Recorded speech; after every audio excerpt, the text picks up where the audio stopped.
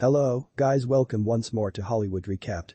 Today I'm going to explain to you the movie of I Spit on Your Grave 2, a 2013 American revenge thriller movie. This film follows an aspiring model Katie who lives on her own in New York, desperate to update her modeling portfolio.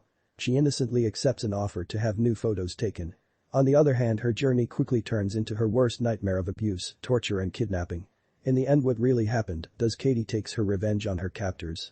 Did they receive the punishment they deserve? Watch till the end to know the amazing truth. There will be spoilers ahead, hold an eye out and be cautious. At the starting of the film we see Katie Carter, a Missouri native, who works part-time in a New York City restaurant. She meets her agent Sharon, who tells her that she desires to update her portfolio in order to get modeling jobs. It will value Katie more money. However, she is determined to take the risk. On her way out, luckily, Katie sees a free photography poster and takes the phone number. Katie makes meet by working two jobs and lives in a downtown apartment complex. Jason, her next-door neighbor, is anyone she is aware of, and he helps her around the flat. Katie peruses her old portfolio and out of desperation decides to contact the photo ad. When Katie answers the phone, a man tells her to email her photo to a man named Ivan. Katie is overjoyed when she receives a confirmation with a photo shoot schedule and place. The subsequent day Katie travels to the address given to her. Upon entering, she notices a lingerie-clad model being photographed in the studio. When she sees the studio's interior and condition, her excitement all of a sudden fades away. Inside, she meets the photographic siblings Ivan, Georgie and Nicolette for the first time, as he helps his brother Georgie openly express his curiosity and adoration for Katie.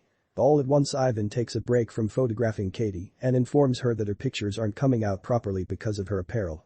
He then suggests that she have to display extra skin in the photos to make them appear more sexy. This makes her uncomfortable.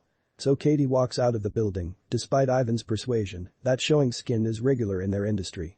2 days later, Georgie returns to Katie's flat to offer her a flash drive which contains her pictures.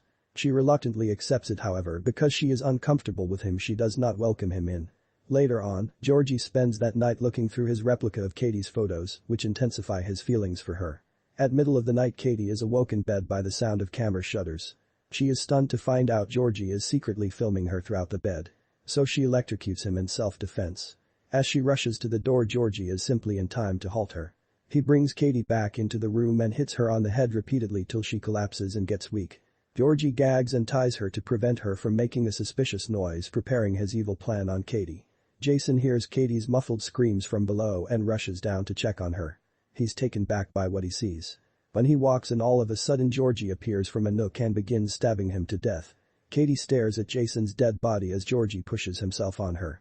After his unforgivable act, Georgie is aware of the seriousness of his crimes. He sobs in a corner while contacting his brother to inform him that he has executed something wrong. Sometimes later, Nicolette and Ivan arrive at Katie's flat and discovers her crying in a corner. The brothers begin cleaning up the evidence and then forces ketamine to Katie to knock her out. A few days later, Katie is discovered unclothed and tied in a rundown basement. Nicolette takes advantage of her insensibility through forcing himself on her. When Georgie sees his brother forcing Katie, he at once stops him. Hearing their noises, Ivan enters the basement to stop them from arguing about Katie. Before letting Katie spend the night alone, he tells his little brothers to go upstairs. The following day, Ivan pours a bucket of cold water on Katie to wash her. When she becomes adversarial against Georgie, who prepares to bait her. The other two approach her to push ketamine on her. Once more, Georgie approaches her again. This time softly wiping her pores and skin. Soon after, Katie discovers a small covered window that gives her hope for her escape. Katie forces the substance out of her system through making herself gag until she spits it out in order to remain awake. After a while, Georgie returns to the basement to dress Katie in a crimson dress. Georgie unlocks the handcuffs to allow the clothes to fit precise, which gives a chance for Katie to get away. Katie slaps Georgie with the pail and smacks his head. When he turns his back, Katie climbs out of the window to freedom whilst he lies on the floor.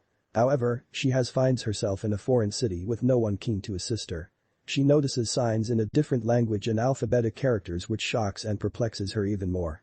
Katie then sees a police officer and approaches him for help. She met a detective named Kirill who takes her to the station safely. He informs her that she is in Bulgaria. Katie has no notion how she got there, and her most current memory is of being in New York. Later on, Anna Padoff, a woman who works for a women's agency center, enters the room while Katie was being questioned. She consoles Katie via informing her that she operates a refuge for women who have gone through similar ordeals, doubting her. Katie requests Anna to take her at once to the American consulate. However, Anna urges her to bath before going to the American consulate and drives Katie to her house. After everything Katie has been through, the interior of the mansion provides her with a feel of peace and comfort.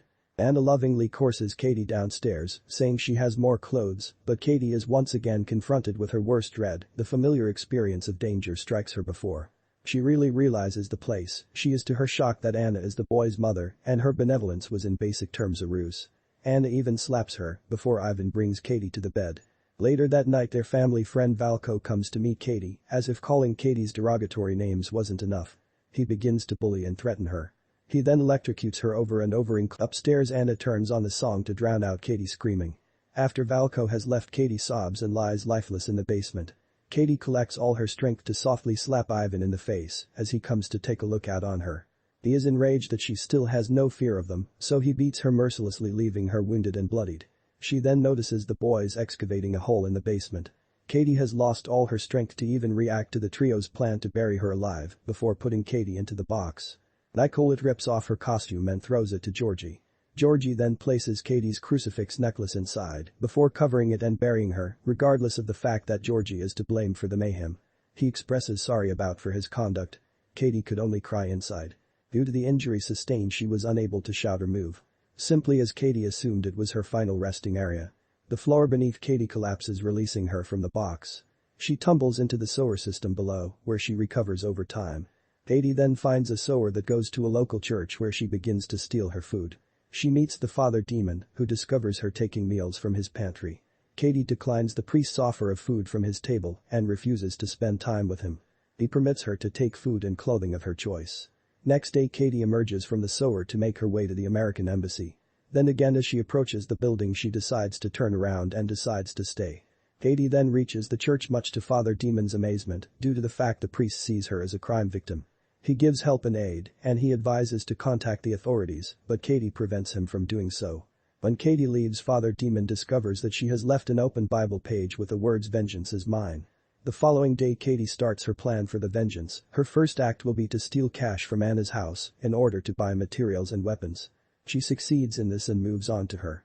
Next, Katie waits for Georgie to arrive at a restaurant, then walks past his table and places his drink on the table. Georgie drinks his drink. A few moments later, and discovers an item within the cup. Georgie discovers Katie's crucifix pendant in his drink and realizes she is still alive. Katie quietly shows herself around a corner, and Georgie pursues her to make sure she's actual Katie and efficiently draws Georgie into the sewers, the place he receives the punishment he deserves. Katie appears out of nowhere, clutching Georgie's neck with each hand. Meanwhile, Father Demon contacts Carol to advise him about Katie's situation and her resolve to seek vengeance on her assailants. Kira learns more about Katie from him, and the detective feels she isn't entirely protected. Georgie awakens in the sewers to face his doom, only to find Katie threatening him with a switchblade, while Georgie is tied to ropes on the wall. She inflicts multiple wounds on him. Katie spreads feces on Georgie's wounds, which will create contamination. He screams incessantly, however Katie finds it soothing after days of hardship. Katie has finally discovered a feel of accomplishment. George's pain gives her a small sense of delight. Following night, Nikolai is out clubbing when an unknown person leaves a drink on his table. He takes it on the other hand. This causes him to feel numb and disoriented, and he realizes the drink carries an illicit narcotic. He then notices Katie from far, however he is too disoriented to reflect on consideration on if she is real or not. Afterward, he runs to the restroom and discovers in strange surprise. Katie steps across the toilet and shows herself, prompting Nicolette to vomit. Katie strikes Nicolette whilst on his knees, smashing his head to the floor. She then drowns him in a toilet that hasn't been flushed. Katie walks out of the club unnoticed after yet another successful vengeance. The following morning, Falco attends the church and notices Katie from a nearby corner. Before pursuing her, he orders his family to return home at once. Katie has the perfect possibility to hit Falco with a rock as he runs to the basement. When he regains consciousness, he is strapped to a bed body and encircled by metal cables. She begins his suffering by shocking him in a number of regions of his body, inclusive of his private parts. Katie installs electric-powered cords to the bed frame and sets the regulator to excessive voltage to kill Falco, whilst he screams in anguish. In the meantime, Anna discovers her home to be in shambles with her belongings strewn around. She was then drawn to the basement through the sound of her music playing. All of a sudden, Katie appears from at the back of and pushes Anna into the pit, knocking her out. After regaining consciousness, Anna's face flushes with terror as she sees Georgie struggling from multiple wounds. She screams as she sees her youngster bloodied and defenseless. In the period in between, Ivan visits their home and is astonished to find it abandoned. The music also tempts him to check out the basement. He was shocked when he discovers the hole hollow and empty.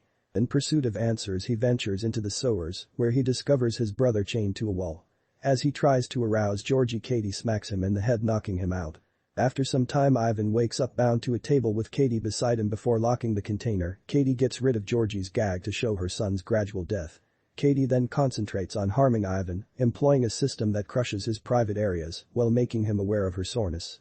However, at that moment Kirill arrives and holds his gun up to Katie. Using this possibility, Ivan takes Katie from behind and tries to strangle her, but Kirill shoots him in the head and kills him. It allows Katie to flee and regain her freedom. Whilst Kirill arrests Anna for the crimes committed by her family. The film ends with Katie finally pleased with her vengeance seeks safety in the American embassy. The movie ends here.